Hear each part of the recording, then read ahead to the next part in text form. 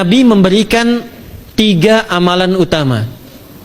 Saya akan bacakan dengan cepat 3 amalan utama yang dikuatkan oleh beliau kepada para sahabat sebelum tiba Ramadan dan sampai sekarang menjadi kurikulum Ramadan Nabi.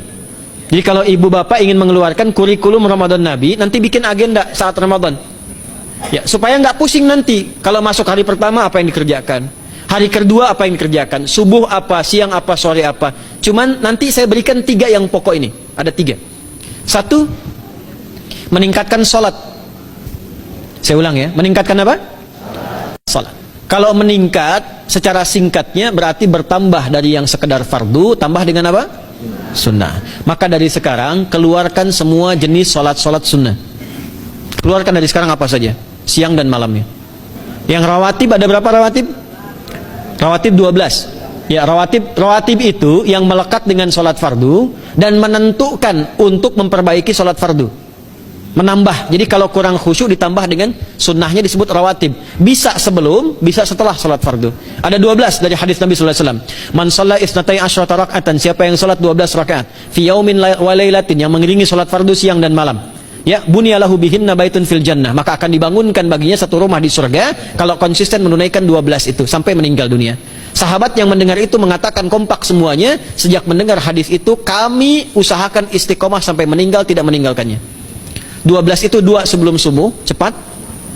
4 sebelum zuhur, 2 setelah zuhur, 2 setelah maghrib, 2 setelah isya. 2 rakaat sebelum subuh, 4 rakaat sebelum zuhur. Kalau nggak bisa 4 rakaat karena terbatas waktunya, boleh 2 rakaat khusus untuk sebelum zuhur. Kalau nggak bisa 4, boleh berapa? 2. Dalilnya hadis Ibnu Umar radhiyallahu taala anhuma. Kata beliau, hafidtu asyra rakaatin, saya hafal 10 rakaat dari Nabi sallallahu alaihi wasallam salat sunnah. Maka menyebutkan sebelum zuhur 2 rakaat. Baik, jadi 12 ya. 2 sebelum subuh, 4 sebelum zuhur, 2 setelah zuhur, 2 setelah maghrib, 2 setelah isya. Ini yang disebut dengan rawatib. Jamak dari kata ratib. Di luar ini mutlak. Mutlak ini ada yang berdampingan dengan salat fardu, ada yang terpisah.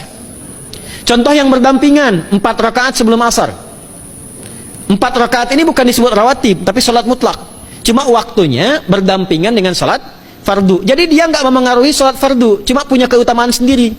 Apa keutamaannya? Hadis Ibnu Umar radhiyallahu taala anhuma, ketika beliau menyampaikan qala Nabi sallallahu alaihi wasallam, rahimallahu ra'an shalla qabla al-'asri arba'an.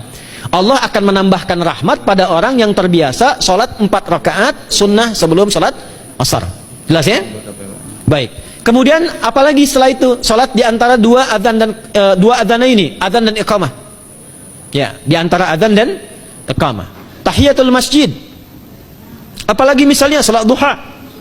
Duha dibagi 3. Awal duha itu kurang lebih 1,5 jam setelah salat subuh. Subuh sekarang misal 4:30, maka jam 6 muncul awal duha. Namanya syuruk. Saya ulang, salat apa namanya? Syuruk itu salat awal duha. Jumlah rakaatnya 2 rakaat. Man shalal ghadata fil jama'ati thumma yaqudu yadhkurullah subhanahu wa ta'ala fa yusalli rak'ataini fakana alaihi ka ajri umratin wa hajjin, ya ka ajri ummatin wa hajjin tamatan. Siapa yang salat subuh 2 rakaat dengan berjamaah, ya, dan umumnya kalau berjamaah bisa ke masjid di masjid. Kalau tak mampu ke masjid, tunaikan di rumahnya. Setelah itu tidak beranjak dulu, dia duduk untuk berzikir kepada Allah. Zikir itu bisa baca Quran. Quran surah 15 ayat 9 itu Quran disebut dengan zikir. Quran surah 54 ayat 17, 22, 32, 40 itu Quran disebut dengan zikir. Bisa baca Quran, bisa berdoa. Doa disebut dengan zikir. Quran surah ke-7 ayat 205. Ya. Bisa dengan apa lagi? Bertafakkur, ya, mengaji, ta'lim, itu disebut dengan zikir. Ali Imran ayat 190 191. Alladzina yadhkurunallaha qiyaman wa qu'udan wa 'ala junubihim wa yatafakkaruna fi khalqis samawati wal ard, ya, disebut dengan zikir. Bisa bertasbih, zikir pagi petang, kalimat-kalimat thayyibah, ada itu di Quran surah keempat ayat 103. Jadi habis salat subuh zikir dulu, doa dulu, zikir dulu, belajar dulu, tafsir dulu. Setelah itu muncul syuruk, perjalanannya disebut isyraq, melewati masyrik, 1 tombak bayangan, dia salat 2 rakaat, itu pahala salatnya senilai haji dan umrah, sempurna. Bukan sudah haji, bukan mau kemana ibu, mau haji dulu, tidak. Ya, hajinya nanti bulan Dzulhijjah. Tapi senilai haji dan umrah itu 2 rakaat. Awal duha disebut apa? Syuruk. Pertengahan duha sekitar jam 9 jam 10. Jumlahnya 2 sampai 4 rakaat. Ya, 2 sampai 4 rakaat. Apa fungsinya? Satu, mengganti seluruh zikir yang ada dalam tubuh kita.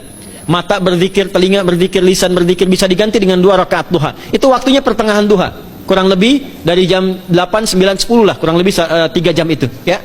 Yang kedua, bisa menghambat atau menghentikan, menahan satu musibah umum. Misal ada kebanjiran nih atau macet nih, orang-orang kena macet, bapak yang biasa sholat duha pertengahan itu tiba-tiba ditolong oleh Allah, dibebaskan. Tiba-tiba ada orang datang, Pak lewat sini di sana macet, atau dibimbing ada kontraflow. Itu manfaatnya duha tuh, yang pertengahan. Yang terakhir adalah akhir duha, sekitar jam 10 sampai jam 11 menjelang ke zuhur ya. Akhir duha itu jumlahnya dari 2 bisa 4 sampai 8 rakaat. Di antara manfaatnya bisa mempermudah datangnya rizki dengan izin Allah subhanahu wa ta'ala ketika ikhtiar. Itu duha. Nanti ke malamnya silahkan tahajud, tingkatkan tarawihnya sampai ditutup dengan witir. Itu salat. 2 yang terakhir saya cepat. 2 yang terakhir adalah banyak berinteraksi dengan Al-Quran. Ada 3 caranya. 1, banyak membaca, itu namanya qiraah. Silahkan Bapak Ibu siapkan dari sekarang, targetnya khatam misalnya 1 kali berapa juz? 30 juz. Kalau mau gampang bagi 30, berarti 1 hari berapa? 1 juz. Paling gampang lagi, supaya nggak capek ngajinya, supaya nggak capek, bagi 1 juz 5 waktu sholat. Contoh, juz pertama itu Al-Baqarah plus Al-Fatihah. Al-Fatihah saya nggak hitung lah karena sudah hafal ya. Al-Baqarah itu 141 ayat, juz pertama. Bagi 5, 28. Jadi setiap ketemu waktu sholat, bagi 2 lagi. 28 bagi 2 berapa?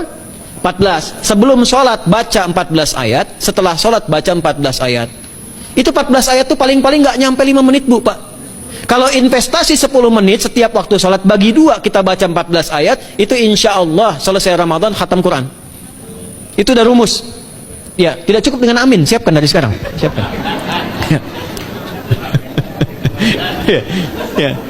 Kemudian mengkaji, kajian, tilawah. Itu tilawah itu di hadis Muslim pahalanya banyak. Ya, majtama'a qaumun fi baitin min buyutillahi. Ya, kita ngajinya Quran hadis ya, biar ya, lebih kuat dalilnya.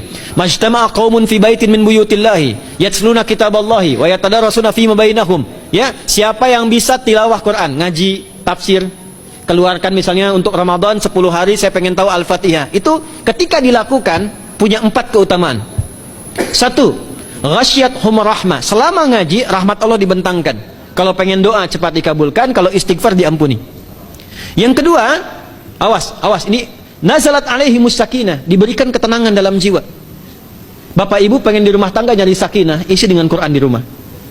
Amalan terakhir infak. Ya, hadisnya dari Ibnu Abbas, an Ibnu Abbas radhiyallahu taala anhuma, qala, ya, beliau mengatakan kana Nabi sallallahu alaihi wasallam ajwadan nas wa ajwadu ma yakunu fi Ramadan. Adalah Nabi sallallahu alaihi wasallam itu orang yang sangat luar biasa dermawan dan lembut. Dan bertambah dermawan lagi ketika tiba Ramadan. Apa yang dilakukan Nabi? Mensupport sahabat, siapapun yang punya anggaran untuk infak, disiapkan sebelum Ramadan. Jangan berpikir banyak Bu. Yang penting ada anggaran, 30.000 nggak ada masalah. Setiap hari 1.000, tidak harus uang, makanan. Pernah dengar hadis ini nggak? Siapa yang memfasilitasi bukaan orang puasa, walaupun dengan sebiji kurma dan sehirup air, maka dia mendapatkan pahala seperti orang puasa itu tanpa dikurangi sedikit pun. Ada? Hadisnya sahih di At-Tirmidzi. Tapi bukan berarti nyari kurma ke Tanah Abang setiap hari 1. Terus minumnya 1 sedotan aja ganti-ganti. Ya, maksudnya apa? Yang paling minimal kita bisa keluarkan. Itu pahalanya 700 kali lipat dikali 10. Paling standar. 700 kali itu standar biasa di hari ini. Dalilnya Al-Baqarah ayat 261 yang dibacakan Adinda tadi kita itu. Ramadan kali 10 lagi. Maka dari itu disiapkan dari sekarang untuk infak,